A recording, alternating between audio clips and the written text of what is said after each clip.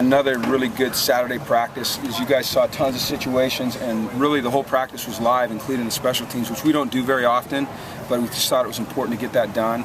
I think we made it through okay. You know, you probably want some injury updates from the other day, especially Ryan probably does. Thomas Duarte sprained his ankle. It's not serious. It's serious enough to keep him out of practice, but it's nothing that will keep him out long term. See, I think about the guys that are out here. Who else do you need to know about? I think that was the only one. You probably have a list. I think that was it. I think it was only. Yeah, his back's tight, and he tries to come out and do it, and it just tightens up. And you know, I don't want to put him out there where he's not full speed. I don't want to get him hurt.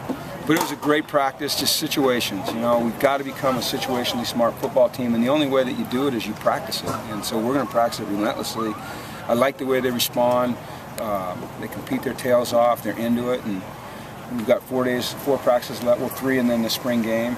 We're hopeful that we can have 2 offensive lines for that, so that we can have an actual game. I mean, that's the goal, because I want to go out and have a game. You know. Last night I watched Florida State's spring game, and I watched Nebraska's, and just the way they did it, and they were both different formats. What I'd like us to be able to do is actually play a real game. So, but it's all going to be dependent on how we are. I think we'll probably this coming week take the pads off a couple days. You know, we've gotten a lot of really good work done this spring, and see if we can't just be really sharp for Saturday night. So, that was it. Is it going to be kind of same format as last year, a little bit of showcase stuff? No, it's going to be more football.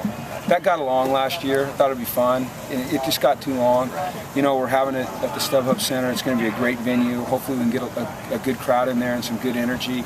But like I said, my goal is to make it game-like, you know. And if we can't, we'll make it as close to game-like as possible, so that the people that are coming out can enjoy it. The other thing we're going to do is we're going to have an autograph session before, because it gets late afterwards. So we're going to come down there early, and I believe from 3 to 4, the players will be outside of the stadium signing autographs, where they're having the fan fest and all that. And then we'll go in and get dressed and come out in 5, and really start from 5, and hopefully be done by 6:30. You know, so people can have a nice day with us. Can we have an interview session during? Because we can get out even quicker. No. Yeah, I will actually have my cell phone. We'll just call you in. No, we're not doing that. Yeah. So, a lot of guys making progress. You know, we keep bringing up the name Mossy Johnson, and he just continues to impress. I love the way our secondary is playing right now. I think we've made the last like 5 or 6 practices, we've made a great deal of improvement in our run defense. You know, some of the things that we're doing now are just a little bit different, not wholesale changes, but just a little bit different. And so it takes some getting used to, and it takes some trust. And what we saw this week in practice, guys are understanding it. So our fits are a lot better. And we're understanding our pass rush lanes better, and our blitz patterns better.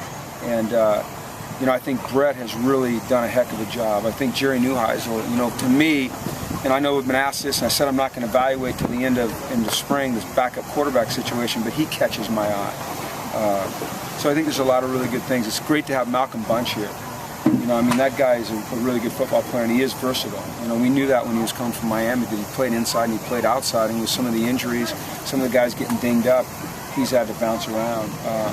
Another guy who's doing a really good job is Kylie Fitz. You know, I don't know if you guys notice him, but man, he's really taken a step up. Zach Vinci, you know, I mean, he's taken a step up. So there's a lot of good things going on, but a lot to work on. Looked like Covington was taking most of the kicks yesterday. Was that just to give Kaimi a little bit of a rest? Just give him a rest. And, you know, Sean, when we were working it before it got live, he was just on it, and then he came out and he struggled a little bit. He's actually a pretty decent kicker. Emi's been excellent all spring. He missed that last one. He hit the 52-yarder that would have won it. We jumped, which was a common theme today with the officials out there. You know, we probably had about 6 or 7 false starts, maybe 7 or 8. And so we had to back it up 5, and he didn't bury it. So that's not really on him. That's on the guys who jumped. What have you seen out of Ashanti's development just over the last few weeks? He's like I think you guys have seen. He stalled a little bit. Does it concern me a little? But I think it's common. You know, you reach a plateau and or a barrier, and you got to break through, and then you ascend again. I think that'll happen with him. I think that he puts a lot of pressure on himself.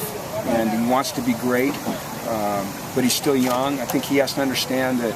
Now, it's funny you asked that question because Brett and I were talking about it during the red zone Skelly there, and Brett, says, hey, these young guys, and he's talking about all the players, they don't understand how much studying, how much extra work it takes beyond just the meetings and the practice if you want to be great. And I think that's a great message, especially when it comes from a guy like Brett, who he's gotten to where he is because he has tremendous ability, but he's got that great work ethic as well. So great, he's a great example. Is it just the mental aspect that is kind of that barrier for Ashanti right now? I think so. I mean, he's got all, you guys see it, he's got every physical tool you could ever imagine in a quarterback. He's big, he's fast, he's strong, he's got a great arm. I mean, he's going to always have to work on his accuracy because he's young. But you're going to reach those mental barriers, especially when you're at a mentally demanding position like quarterback, and so we have to be patient to a certain extent, but we've also got to push him. What have you seen from Fabian these past few weeks? I don't notice him, and I think that's a good thing. They don't catch the ball on him. He makes some really good plays on the ball, though, some good interceptions. I think Fabian is on the verge of being a great cornerback. I mean, and I'm not saying just, using that word lightly. I think he's on the verge of being a great cornerback, like one of the best in college football. If he has the kind of year that I think he's capable, he's an All-American to me. I haven't seen a guy in the films I've watched, I haven't seen a guy that I think can be as good as Fabian. I know that's that's high praise, but I really believe that, Did you just say high cotton? I know, like I'm C. Spurrier. What are you, the Falcons coach again? Yeah. So I know, what the hell was that? I was trying to give you some coach cliches. Oh, don't worry, we've got a bunch already. Yeah, you never know what's going to come out of this mouth. So. Was there a time when the lights kind of came on for him that you know for Fabian? Yeah. Probably midway through last year. Okay. He just started. You could see his confidence start to swell, and he had a great offseason. I mean, he's a tremendous worker. I mean, you look at him; he's walking off right now. I mean, he's built like you want a corner to be built. He's got long arms. He's a little bit bow-legged. He's strong. He's physical. He can play the ball. Being a former offensive player, he's got really good ball skills and awareness, and he's got a demeanor about him that I think every corner has to have. And it's kind of like the last play just kind of disappears from his mind, and he just stays right in the moment. And that's what the great corners do. They got beat, or if they made a play, that play's over, and they're just on to the very next play. And I love that about Fabian. Is that part of the fun of college football, taking guys like raw material, running back, and turning him into a corner? Yeah, and just watching him develop. Because I really do believe, you're looking at that's an NFL corner right there.